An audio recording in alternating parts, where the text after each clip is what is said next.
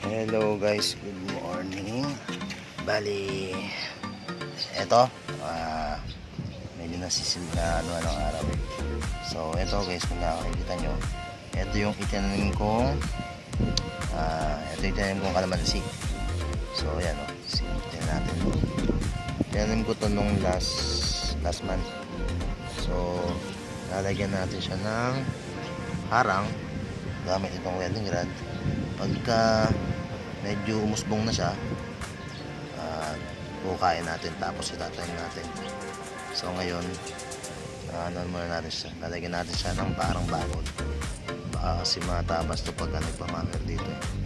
So lalagyan natin ng bakod para protektado siya. Okay.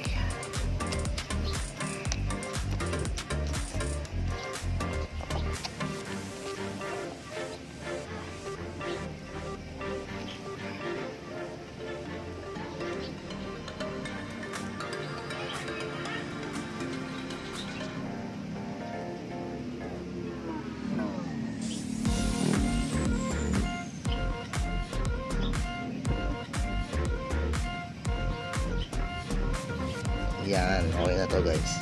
Tingnan natin kung pagbalik ko dito kung gaano siya kalaki. Okay, pero syempre ditilagan din natin.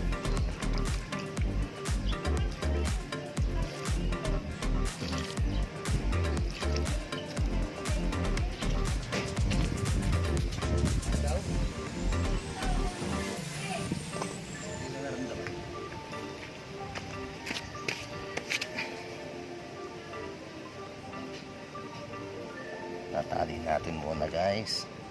Tignan natin.